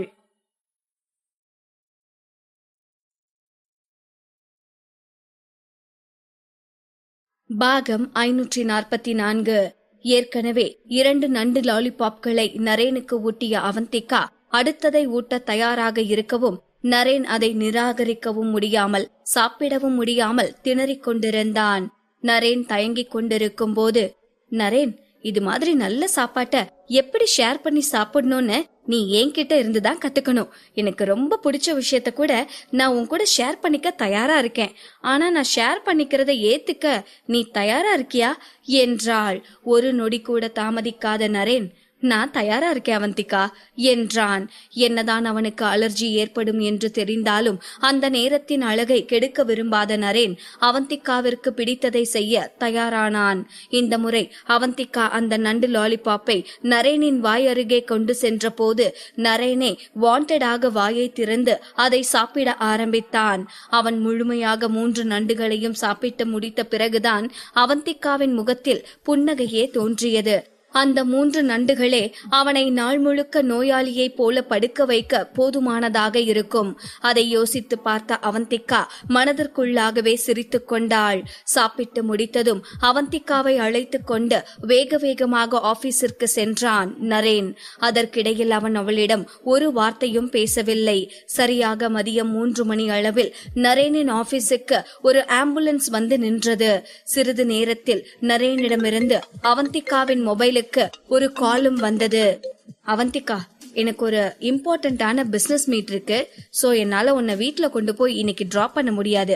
நான் டிரைவர் அரேஞ்ச் பண்ணிருக்கேன். சோ நீ கார்ல சேஃபா வீட்டுக்கு போ. நான் நாளைக்கு உன்னை வீட்ல இருந்து பிக்கப் பண்ணிக்கிறேன். இப்போ ஆபீஸ்ல உனக்கு பெருசா வேலை எதுவும் இல்லனா நீ இப்பவே கூட வீட்டுக்கு கிளம்பலாம் என்று படபடவென பேசி முடித்தான் நரேன். நரேன் அவ்வாறு பேசுவதை கண்டு உள்ளூர ஆனந்தமடைந்த அவந்திகா அதை வெளிக்காட்டிக் கொள்ளாமல் மிகவும் சீரியஸான குரலில், ஓ அப்படியா, ஓகே ஷுவர், நான் கிளம்புறேன். பட் என்னை விட அப்படி என்ன உங்களுக்கு அப்படி ஒரு முக்கியமான பிசினஸ் மீட் என்று கேட்டாள். அது ஒன்னும் இல்ல, நீ வீட்டுக்கு போ என சமாளித்தான் நரேன். சரி சரி, நான் கிளம்பத்தான் போறேன். ஆனா எவ்வளவு பிஸியா இருந்தாலும் உங்க உடம்ப நீங்க நல்லா கவனிச்சுக்கணும் என்றாள் அவந்திகா. ஹாஸ்பிட்டலில் ட்ரிப்ஸ் ஏறி கொண்டிருக்கும் நிலையில் படுத்திருந்த நரேனுக்கு அவந்திகா சொல்வதை கேட்டு சிரிப்பதா கோபப்படுவதா என்றே தெரியவில்லை. ஆனால் அவன் நிதானமாக, அதெல்லாம் எனக்கு தெரியும் என்றான். இந்த உரையாடலில் குதூகலம் அடைந்த அவந்திகா தனது போனை கட் செய்துவிட்டு தனது பேக்கை எடுத்துக்கொண்டு ஆபீஸை விட்டு வெளியே வந்தாள். அங்கு டிரைவர் அவளுக்காக காத்திருந்தார். அந்த காரில் ஏறிய அவந்திகா அவளது வீட்டிற்கு போய் சேர சாயங்காலம் 5:30 மணி ஆகியிருந்தது. காரை விட்டு இறங்கியவள் வேக வேகமாக வீட்டிற்குள் ஓடினாள். அங்கு அரவிந்த் ஹாலில் அமைதியாக அமர்ந்திருப்பதை அவள் பார்த்தாள். வேகமாக அவன் அருகில் சென்று அமர்ந்த அவந்திகா இன்று ஆபீஸில் நடந்தது அனைத்தையும் ஒன்று விடாமல் அவனிடம் கதை சொன்னாள். அவள் கதைகளையெல்லாம் சொல்லிக் கொண்டிருக்க அரவிந்தோ ஒரு வார்த்தையும் பேசாமல் அமைதியாக கேட்டுக்கொண்டிருந்தான். சிறிது நேரம் கழித்து, அவந்திகா, கதை சொன்னதெல்லாம் போதும், டின்னர் சாப்பிட வேண்டாமா? உனக்கு பசிக்கல என்றான். ஆமால, பசிக்குதுதான் என பாவமாக மூஞ்சியை வைத்துக் கொண்டு சொன்னாள் அவந்திகா. சரி வா என்று அவளையும் அழைத்து கொண்டு டைனிங் ஹாலிற்கு சென்றான் அரவிந்த். அங்கு சென்று பார்த்த அவந்திகாவிற்கு ஒரே ஆச்சரியம். டைனிங் டேபிளில் இருந்ததை பார்த்தாள். அது மதியம் அவள் ஆர்டர் செய்த ஐட்டங்களைப் போலவே இருந்தது. அதாவது 6 கிராப் லாலிபாப்புகள். அதை பார்த்தவளின் கண்கள் அதிர்ச்சியில் அசையாமல் நின்றன. அவளை அங்கிருந்த சேரில் அமர செய்த அரவிந்த் தானும் அவள் அருகில் அமர்ந்து கொண்டு, 6 கிராப் லாலிபாப் இருக்குது, 3 உனக்கு 3 எனக்கு, ஓகேவா என்றான். அவந்திகா எதுவும் பேசாமல் அப்படியே வாயடைத்து போயிருந்தாள். அவள் தலையை நிமிர்த்தி அரவிந்தை பார்த்தாள். ஏதோ ஒரு உணர்வு அவள் நெஞ்சத்தில் உருவாகி அவளை குற்ற உணர்வுக்கு ஆளாக்கியது. அவள் வேறெதுவும் பேசாமல் அமைதியாக அரவிந்தை பார்த்து ஒரு மெல்லிய புன்னகை உதிர்த்தவள், ஓகே அரவிந்த், சாப்பிடலாம் என்றாள். அவள் தனது தட்டில் அங்கிருந்த ஒரு கிராப் லாலிபாப்பை எடுத்து வைத்துக் கொண்டாள். அப்போது அங்கு வந்த சுதா ஆண்டியை பார்த்த அவந்திகா, எதுக்காக ஆண்டி இவ்ளோ சமைச்சு வச்சிருக்கீங்க? உங்களுக்கு எதுக்காக தேவையில்லாத சிரமம்? சிம்பிளா ஏதாச்சும் சமைச்சிருக்கலாம்ல. அதுவும் இல்லாம இந்த கிராப் லாலிபாப் எல்லாம் நீங்க இதுக்கு முன்னாடி செஞ்சதே இல்லையே என கேட்டாள். நான் எங்கம்மா இதெல்லாம் செஞ்சேன்? அரவிந்த் தம்பி தான் ஹோட்டல்ல இருந்து இதெல்லாம் ஆர்டர் போட்டிருக்கு என்றார் சுதா ஆண்டி. அவர் அவ்வாறு சொன்னதும் குழப்பமாக பார்த்தாள் அவந்திகா. ஆனா சின்னம்மா, நீங்க இப்போ கர்ப்பமா வேற இருக்கீங்க. அதனால இந்த மாதிரி சாப்பாடெல்லாம் எடுத்துக்கிட்டா உங்க உடம்புக்கு அது கெடுதலா போயிரும். உங்களுக்காக நான் கஞ்சி வச்சிருக்கேன். இந்த நண்டெல்லாம் அரவிந்த் தம்பி கிட்ட குடுத்துட்டு நீங்க கஞ்சி குடிச்சீங்கன்னா நல்லா இருக்கும் என்றார் சுதா ஆண்டி. அவர் பேச பேச அவந்திகாவின் மனதில் ஒரு குழப்பம் ஓடிக்கொண்டே இருந்தது. அரவிந்த் இதெல்லாம் ஹோட்டல்ல இருந்து ஆர்டர் போட்டாரா? அவர் எதுக்காக இதை பண்ணணும் என தலையை பீத்து கொண்டிருந்தாள் அவந்திகா. இதுல ஏதோ தப்பு இருக்கு. அரவிந்த் எதையும் சாதாரணமா செய்யற ஆள் இல்ல என யோசித்தவள் அரவிந்தை பார்த்து, அப்படின்னா நீங்க என்ன உளவு பார்க்க, அதாவது எனக்கு பாதுகாப்பா என்ன ஃபாலோ பண்ண யாரையாச்சும் வச்சிருக்கீங்களா என கேட்டாள். அவளை நிமிர்ந்து பார்த்த அரவிந்த் எந்தவித உணர்ச்சியும் இன்றி ஆமாம் என்று தலையாட்டினான். அதை சற்றும் எதிர்பாராத அவந்திகா அதிர்ந்து போனாள். அரவிந்தின் அமைதியை பார்த்த அவந்திகாவிற்கு அவன் இப்போது தெளிவான மனநிலையில் இல்லை என்பது மட்டும் நன்றாக புரிந்தது. அவன் மிகவும் கோபமாக இருக்கிறான் என்பதை அவன் அமைதி அவளுக்கு உணர்த்தியது. நரேன் கூட சும்மா லஞ்ச் சாப்பிடத்தானே போனேன், அதுல என்ன இப்போ அரவிந்துக்கு பிரச்சனை என மனதிற்குள் நினைத்து வருந்தினாள். அவள் அதையே நினைத்து மனதிற்குள் குழம்பிக் கொண்டிருந்த போது அரவிந்தே வாய் திறந்து பேசினான். நீ அவனுக்காக சாப்பாடெல்லாம் எடுத்து தட்டுல வச்சு குடுத்திருக்க போல என்றான் அரவிந்த். என்னது, சாப்பாடு எடுத்து வச்சேனா என யோசித்த போதுதான் நரேனின் தட்டில் அவள் கிராப் லாலிபாப்பை எடுத்து வைத்தது அவளுக்கு ஞாபகம் வந்தது. அடடே, ஒரு லாலிபாப்பை எடுத்து அவன் தட்டுல வச்சது ஒரு குத்தமாடா? ஏண்டி அவந்திகா, உன் புருஷன் என்ன இவ்ளோ பொறாம புடிச்சவனா இருக்கான்? ஆனாலும் இந்த பொறாம புடிச்சவன தானே உனக்கு ரொம்ப புடிச்சு வேற தொலையுது என்று தன் மனதிற்குள்ளேயே பேசிக்கொண்டாள் அவந்திகா. அவள் எதுவும் பதில் சொல்லாமல் அமைதியாக இருக்கவும் தனது தொண்டையை செருமியவன் லேசாக இருமினான். அவனை அவந்திகா நிமிர்ந்து பார்க்கவும் அவனது பார்வை அங்கு டேபிளில் வைக்கப்பட்டிருந்த கிராப் லாலிபாப்பை நோக்கி சென்றது. இப்போதுதான் அரவிந்த் என்ன சொல்ல வருகிறான் என்பதே அவந்திகாவிற்கு தெளிவாக புரிந்தது. இன்று மதியம் நரேனின் தட்டில் இந்த லாலிபாப்களை எடுத்து வைத்ததை போல இப்போது அரவிந்தின் தட்டிலும் எடுத்து வைக்க சொல்கிறான். இதற்குத்தான் இத்தனை அலப்பறைகளும் என்பதை புரிந்து கொண்ட அவந்திகாவிற்கு அவனது சிறுபிள்ளைத்தனமான இந்த நடவடிக்கைகளை நினைத்து சிரிப்பாக வந்தது. ஆனால் அவள் புரிந்து கொண்டதை அரவிந்திற்கு தெரிந்து விடாமல் இருக்க வேண்டும் என்று நினைத்த அவந்திகா தனது உணர்ச்சிகளை கட்டுப்படுத்தி கொண்டு முகத்தை அப்பாவி போல வைத்துக்கொண்டு, என்ன அரவிந்த் இருமுறீங்க? தொண்டை வறண்டு போய் இருக்குன்னு நினைக்கிறேன், நான் வேணா உங்களுக்கு கொஞ்சம் தண்ணி கொண்டு வரவா என்று கேட்டாள். அதற்கு அரவிந்தோ, இல்ல பரவாயில்ல, சாப்பிடலாம் என்றான். அவந்திகா உள்ளுக்குள் சிரித்துக்கொண்டே ஓகே அரவிந்த் என்று சாதாரணமாக சொன்னாள். அந்த கிராப் லாலிபாப்புகளை பார்த்து பெருமூச்சு விட்ட அரவிந்த் பின்னர் சாப்பிடத் தொடங்கினான். அவந்திகா எதையும் கண்டு கொள்ளாமல் சாப்பாடே கண்ணாக இருந்த அவந்திகாவை பார்த்த அரவிந்திற்கு என்ன சொல்வது என்றே தெரியவில்லை. என்ன இவ என்ன கண்டுக்க கூட மாட்றா? நான் என்ன சொல்றேன்னு கூடவா இவளால புரிஞ்சுக்க முடியல? அவனுக்கெல்லாம் தட்டுல எடுத்து பரிமாற தெரியுது, எனக்கு எடுத்து வைக்க மாட்றா. அவன் நரேனோட தட்டுல சாப்பாடு எடுத்து வச்சான்னு தெரிஞ்சதும் எவ்வளவு பொறாமையா இருந்துச்சுன்னு எனக்கு மட்டும்தான் தெரியும். அதெல்லாம் இவளுக்கு எங்க புரிய போகுது? புரிஞ்சதுன்னா இப்படியா இருப்பா? சரி, நடிக்கிறதுனா சும்மா மேலோட்டமா நடிக்க வேண்டியதானே, இப்படி இன்வால்வ் ஆகி நடிக்கணுமா என்ன? பெரிய நடிகர் திலகன் மனசுல நினைப்பு என மனதிற்குள்ளேயே அவந்திகாவை கரித்து கொட்டு கொண்டிருந்தான் அரவிந்த். நாளே இவ அவனோட தட்டுல தன்னோட சாப்பாடை எடுத்து வச்சிருக்கா. இன்னும் எத்தனையோ நாள் இருக்கு. இது ஹோட்டல், பப்ளிக் பிளேஸ், அதனால பாடி கார்ட்ஸ் பார்த்து எனக்கு இன்ஃபார்ம் பண்ணிட்டாங்க. அவங்க பார்க்க முடியாத பிரைவேட் பிளேஸ்ல எல்லாம் ஏதாச்சும் நடந்துட்டா என்று ஏதேதோ யோசித்தான் அரவிந்த். இதையெல்லாம் யோசித்த போது அவனுக்குள் ஒரு அடக்க முடியாத பொறாமை தீ கொழுந்து விட்டு எரிவதை அவனால் உணர முடிந்தது. அவந்திகாவோ தனது உணவை சாப்பிடுவதிலேயே கவனமாக இருந்தாள். அவளை பார்த்து பெருமூச்சு விட்ட அரவிந்த், தியா என்று அழைத்தான். அரவிந்தை நிமிர்ந்து தனது பெரிய கண்களால் அப்பாவியாக பார்த்த அவந்திகா, சொல்லுங்க அரவிந்த் என்றாள். நான் கிராப் லாலிபாப் சாப்பிடணும் என்றான் அரவிந்த். இதை அவள் நிச்சயமாக புரிந்து கொள்வாள். அந்த கிராப் லாலிபாப்புகளை எடுத்து தனது தட்டில் வைத்து பரிமாறுவாள் என்று நினைத்த அரவிந்திற்கோ அப்போது கிடைத்தது ஏமாற்றம் மட்டும்தான். இதை எதுக்கு அரவிந்த் என்கிட்ட கேட்டுட்டு இருக்கீங்க? உங்க பக்கத்துல தான் இருக்கு பாருங்க, எடுத்து வச்சு சாப்பிடுங்க, செம்ம டேஸ்டா இருக்கு அரவிந்த், மிஸ் பண்ணிராதீங்க என்றாள். அதை சொல்லிவிட்டு அவள் மீண்டும் முன்பை போலவே தலையை குனிந்தவாறு தனது உணவை சாப்பிட தொடங்கினாள்.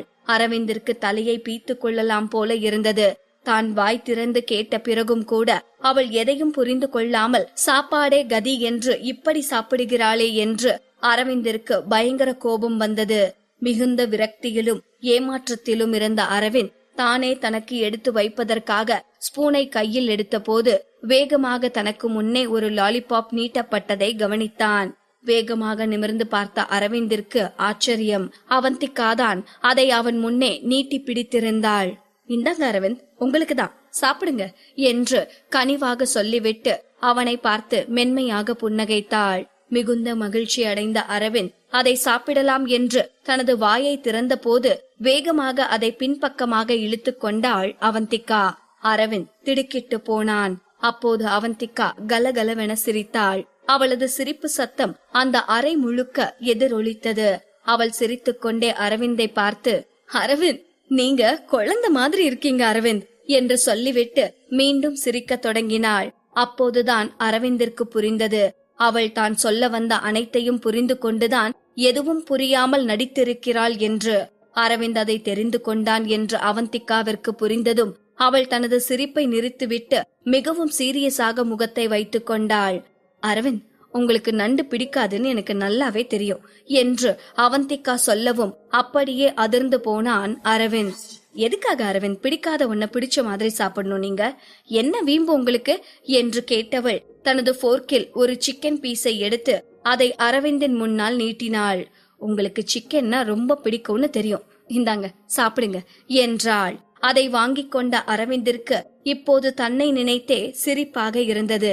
போயும் போயும் ஒரு கிராப் லாலிபாப்பிற்காக போயா பொறாமைப்பட்டோம் என்று தன்னைத்தானே சில்லியாக நினைத்து கொண்டான் அரவிந்த். அவன் அந்த சிக்கனை சாப்பிட்டுக் கொண்டிருக்கும் போது அவந்திகாவை நிமிர்ந்து பார்த்தான். அரவிந்தையே தீர்க்கமாக பார்த்து கொண்டிருந்த அவந்திகா, நரேனுக்கு நண்டு சாப்பிட்டா அலர்ஜி வரும் என்று சொன்னாள். அவள் சொன்னதை கேட்டு திகைத்து போன அரவிந்த் அதற்கு என்ன சொல்வது என்று தெரியாமல் அப்படியே அமைதியாக இருந்தான். அவள் வார்த்தைகள் ஒரு மின்னலை போல அரவிந்தை தாக்கியது. அப்படின்னா நரேனுக்கு நண்டுனா அலர்ஜின்னு தெரிஞ்சதுனாலதான் அத அவனோட தட்டுல வச்சு அவனை சாப்பிட சொன்னாளா என்று புரிந்ததும் இப்போது அரவிந்திற்குள் தான் அவந்திகாவிடம் நடந்து கொண்டதை நினைத்து குற்ற உணர்வு அதிகமானது. சிறிது நேரத்தில் டேபிளில் இருந்த மீன் துண்டுகளை எடுத்து அவந்திகாவின் தட்டில் வைத்த அரவிந்த், இந்த அவந்திகா, மீன் நிறைய சாப்பிடு, உடம்புக்கு நல்லது என்றான். அவந்திகா எதுவும் பேசாமல் அமைதியாகவே இருந்தாள். அவந்திகா ஒரு திட்டத்துடன் தான் அதை செய்திருக்கிறாள் என்று புரிந்து கொண்ட பிறகு அரவிந்திற்குள் மகிழ்ச்சி அதிகரித்தது. அதை புரிந்து கொண்ட அவந்திகா, யாரா இவன் என மனதிற்குள்ளேயே சிரித்துக் கொண்டாள்.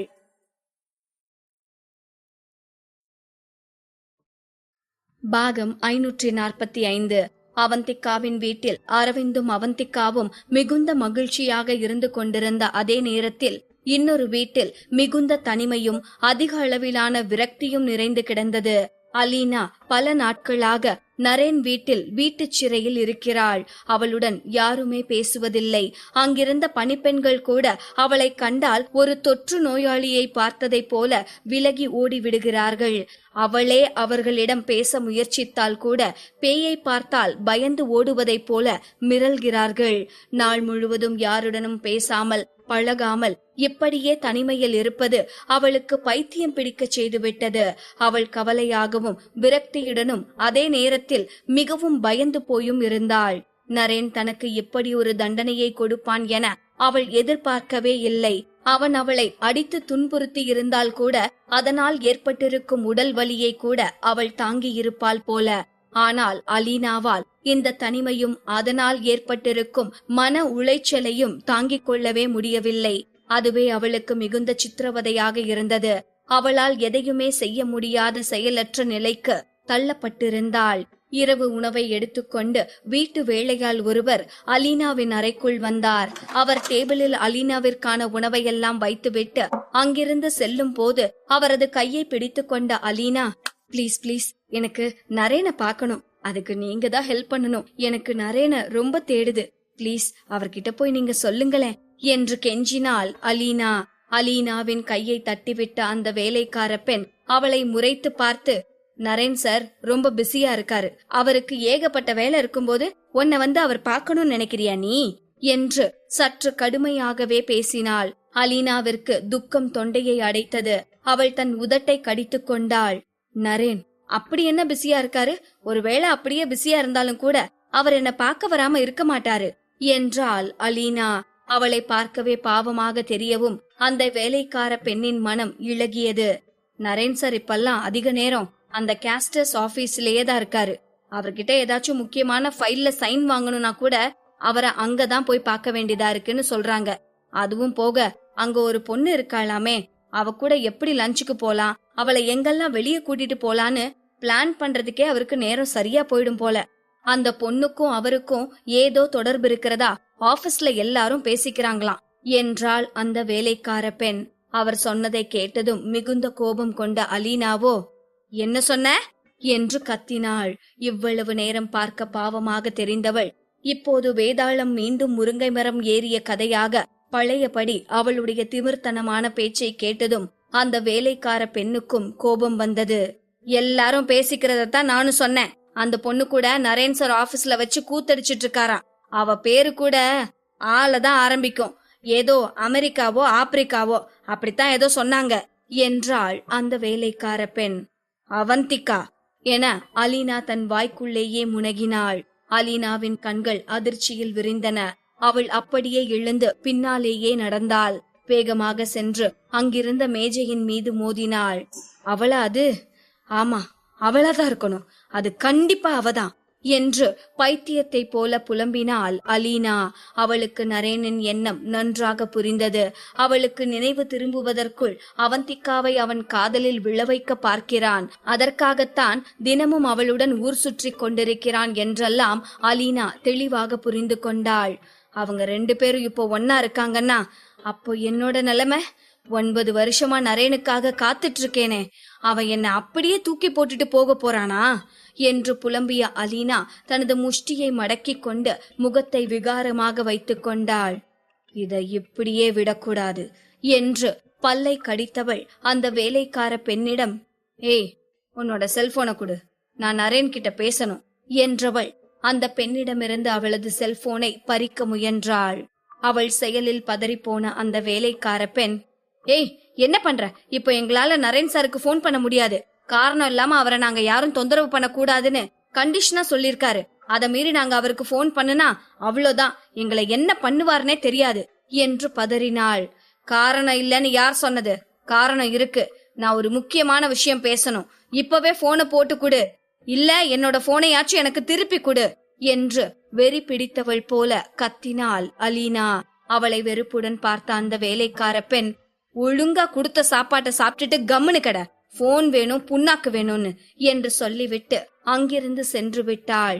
அந்த வேலைக்கார பெண்ணும் சென்ற பிறகு மீண்டும் அலீனாவிற்குள் பயமும் பதட்டமும் தொற்றிக்கொண்டது.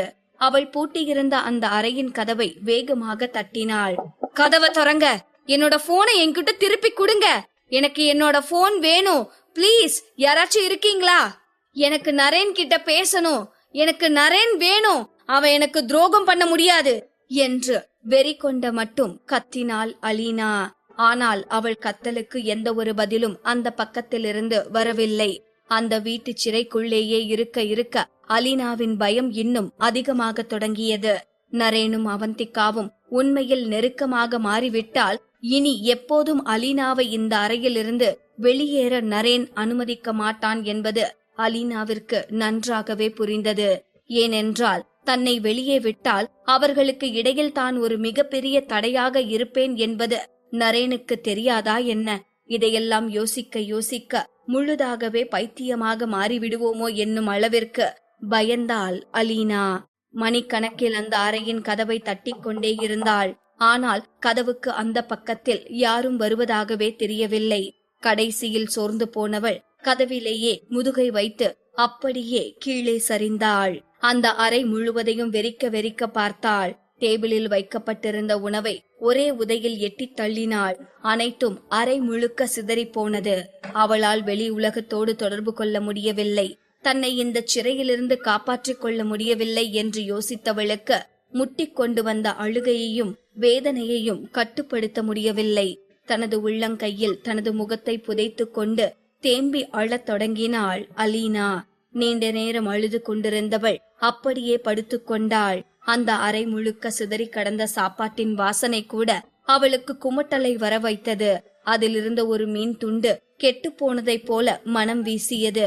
அந்த கெட்டுப்போன மீனின் வாசனை அலீனாவின் மூக்கில் புகுந்து கொண்டு அவளுக்கு குமட்டலை ஏற்படுத்தியது. அவளால் அதை கட்டுப்படுத்தவே முடியவில்லை.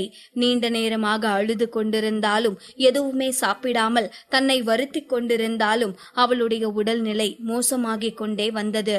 குமட்டல் அதிகரித்து கொண்டே இருந்ததால் அவள் தன் வயிற்றை இறுக பற்றி கொண்டாள். நீண்ட நேரமாக எந்த சத்தமும் அறைக்குள் இருந்து வராததால் ஜன்னலை திறந்து பார்த்த வேலையாட்கள் அலீனா சுருண்டு படுத்து கிடப்பதை கண்டு பதறிப்போனார்கள். அங்கிருந்த ஒரு வேலைக்கார பெண் ஒருத்தி உடனடியாக நரேனின் உதவியாளர் ரவியை போனில் தொடர்பு கொண்டாள். ஏனென்றால் அலீனாவை இந்த அறையில் அடைத்த போது அவளுக்கு ஏதேனும் ஒன்று என்றால் உடனடியாக ரவியை கூப்பிட வேண்டும் என்று அனைவருக்கும் அறிவுறுத்தியிருந்தான். போன் வந்ததும் உடனடியாக ஒரு டாக்டருடன் அங்கு வந்து சேர்ந்தான் ரவி. அவர்கள் இருவரும் அலீனா அடைக்கப்பட்டிருந்த அறைக்குள் நுழைந்த போது சகித்து கொள்ளவே முடியாத அளவிற்கு துர்நாற்றம் வீசியது. அவள் கீழே தட்டிவிட்டிருந்த உணவை யாரும் சுத்தம் செய்யவில்லை. அதுபோக அந்த அறையின் கதவு உட்பட அனைத்து ஜன்னல்களும் அடைக்கப்பட்டிருந்ததால் அங்கு ஏற்பட்ட துர்நாற்றம் வெளியேற வழியின்றி அங்கேயே சுற்றி கொண்டிருந்தது. அலீனாவை எழுப்பி அங்கிருந்த ஒரு சோஃபாவில் அமர வைத்திருந்தனர். அவள் உடம்பே வெளிரி போய் காணப்பட்டது. அவளது கண்கள் மிகவும் சோர்ந்து போயிருந்தது. அவளது நிலையை கண்ட ரவிக்கு பெரும் பயம் தொற்றிக் கொண்டது. உள்ளே அறைக்குள் நடப்பதையெல்லாம் வெளியில் நின்று கொண்டு வேலையாட்கள் அனைவரும் வேடிக்கை பார்த்து கொண்டிருந்தனர். அவர்களை பார்த்ததும் ரவிக்கு கட்டுப்படுத்த முடியாத கோபம் தலைக்கு ஏறியது. இவங்களை இங்க விட்டுட்டு போகும்போது உங்க எல்லார்கிட்டையும் என்ன சொன்னேன்? பதில் சொல்லுங்க, நான் என்ன சொன்னேன் என்று கத்தினான் ரவி. அவனது சத்தத்தில் அங்கிருந்த அனைத்து வேலையாட்களும் நடுநடுங்கி போயினர். யாருமே வாயை திறந்து ஒரு வார்த்தையும் பேசாமல் அமைதியாக நின்று கொண்டிருந்தனர். அவர்களின் அமைதி ரவியை இன்னும் அதிக கோபத்திற்கு உள்ளாக்கியது. ஏன் எல்லாரும் மண்ணு மாதிரி நிக்கிறீங்க? மிஸ் அலீனாவை இங்க விட்டுட்டு போகும்போது உங்க எல்லார்கிட்டையும் தானே சொன்னேன், இவங்கள நல்லா பாத்துக்கணும், இவங்களுக்கு எதுவும் ஆகக்கூடாதுன்னு. இதுதான் நீங்க பாத்துக்கிட்ட லட்சணமா என்று ஆத்திரத்தில் அறையே நடுநடுங்க கத்தினான் ரவி. அப்போது அங்கிருந்த பணிப்பெண்களில் ஒருத்தி வேக வேகமாக அந்த அறைக்குள் நுழைந்து மூடப்பட்டிருந்த ஜன்னல்களை எல்லாம் திறந்தாள். அங்கு சிதறி கிடந்த சாப்பாட்டை எல்லாம் சுத்தம் செய்வதற்காக விளக்கமாறை கையில் எடுத்தாள். எல்லாவற்றையும் கூட்டி பெருக்கியவள் பின் மாப் போட்டு அந்த அறையை சுத்தப்படுத்தினாள். இப்போது அந்த அறையின் துர்நாற்றம் ஓரளவிற்கு குறைந்திருந்தது. அந்த அறையில் நிலவிய வெப்பத்தால் அலீனாவின் உடலெங்கும் வியர்வையால் நிறைந்திருந்தது. அவள் நீண்ட தலைமுடி கலைந்து போய் அவள் உடலெங்கும் பரவி இருந்தது. டாக்டர் அவளை பரிசோதிப்பதற்காக அவளுக்கு அருகில் சென்ற போது அவளது உடம்பில் இருந்து வெளியேறிய வியர்வை நெடி அவரை முகம் சுளிக்க வைத்தது. அதை பார்த்த ரவி வேலையாட்கள் பக்கம் திரும்பி, இவங்க எத்தனை நாளா குளிக்காம இருக்காங்க என்று கத்தினான். 3-4 நாள் இருக்கும் என்று தயங்கி தயங்கி பதில் வந்தது அவர்களிடமிருந்து. ரவி அலீனாவை பார்த்தான். நரேன் இவளை கைவிட்டு விட்டான் என்று தெரிந்து கொண்டதால் தனக்குத்தானே தண்டனை கொடுத்து கொள்கிறாளா? முன்னர் இருந்த அகங்காரமும் திமிர்த்தனமும் துடுக்கும் நிறைந்த அலீனா இப்போது இல்லையே. இதோ இங்கு இருப்பவள் நரேனுக்காகவே ஏங்கி கிடக்கும் ஒரு அப்பாவி பெண்ணாக அல்லவா தெரிகிறாள். இவ்வாறெல்லாம் ரவியின் மனதில் எண்ணங்கள் ஓடிக்கொண்டிருந்தன. அவன் டாக்டரின் பக்கம் திரும்பி, பிளீஸ் டாக்டர், இவங்களுக்கு என்ன ஆச்சுன்னு கொஞ்சம் செக் பண்ணுங்க என்று தயவாக கேட்டான். சரி என்பது போல தலையை அசைத்த டாக்டர் அலீனாவிற்கு அருகில் சென்று அவளை பரிசோதிக்க தொடங்கினார். மிஸ் அலீனா, உங்களுக்கு எப்படி இருக்கு என்று கேட்டார் டாக்டர். ஒமட்டுது, என்னால நிதானமா இருக்க முடியல என்று திக்கி திணறி பதில் சொன்னாள் அலீனா. எதனால உங்களுக்கு ஒமட்டல் வருது என்று கேட்டார். இந்த ரூம் முழுக்க மீனோட நாத்தம் அடிக்குது என்று சொன்னாள் அலீனா. அவள் சொன்னதையெல்லாம் பொறுமையாக கேட்டுக்கொண்டிருந்த டாக்டர், மிஸ் அலீனா, கடைசியா உங்களுக்கு எப்போ பீரியட்ஸ் வந்துச்சுன்னு நான் தெரிஞ்சுக்கலாமா என்று கேட்டார். இந்த கேள்வியை டாக்டர் கேட்டதும் அலீனா அப்படியே அமைதியானாள். திடீரென ஏதோ ஞாபகம் வந்தவள் போல அவள் இருக்கையிலிருந்து எழுந்தாள். அது வந்து நான் போன மாசம் என்று சொன்னாள் அலீனா. அவள் அதை டாக்டரிடம் சொல்லும் பொழுது அவள் முகத்தில் ஒரு அவநம்பிக்கை தென்பட்டது. சட்டென டாக்டரின் அருகில் வந்த அலீனா, டாக்டர், அப்படின்னா நான் பிரெக்னெண்டா இருக்கேனா என்று கேட்டாள். அவள் கேள்விக்கு டாக்டர் உடனடியாக எந்த பதிலையும் சொல்லாமல் தனது கையில் ஒரு சிரிஞ்சை எடுத்துக்கொண்டு, இப்போ உங்களோட பிளட் சாம்பிள் எடுத்துக்கிறேன், டெஸ்ட் ரிசல்ட் வந்த அப்புறம்தான் என்னால எதையும் உறுதியா சொல்ல முடியும் என்றார். அலீனா சரி என தலையசைத்தாள். இவ்வளவு நேரம் சோர்வாக இருந்த அவளது கண்கள் இப்பொழுது பிரகாசிக்க தொடங்கின. அவர்கள் இருவரும் பேசிக் கொண்டதை வாசலுக்கு அருகில் இருந்து கேட்டுக்கொண்டிருந்த ரவிக்கு பெரும் அதிர்ச்சியாக இருந்தது. அவன் கண்கள் விரிய அலீனாவை பார்த்தான். இத்தனை ஆண்டுகளில் அவன் அவளுடன் இருக்கும் பொழுது கடைசி ஒரு முறை மட்டும்தான் பிறப்பு கட்டுப்பாட்டு முறையை பயன்படுத்தவில்லை. அதில் அலீனா கர்ப்பமாகி விடுவாள் என்று ரவி நினைத்து கூட பார்க்கவில்லை. ரவிக்கு பேரதிர்ச்சியாக இருந்தது. அவன் அலீனாவின் வயிற்றை பார்த்து கொண்டிருந்தான். இந்த வயிற்றுக்குள் தான் தன்னுடைய குழந்தை வளர்கிறதா என்று நினைத்தவனுக்கு உடம்பே புல்லரித்து போனது. சீக்கிரமே அலீனாவின் பிளட் டெஸ்ட் ரிசல்ட் வந்தது. அந்த ரிசல்ட்டின் படி அலீனா கர்ப்பமாக இருப்பது உறுதியானது.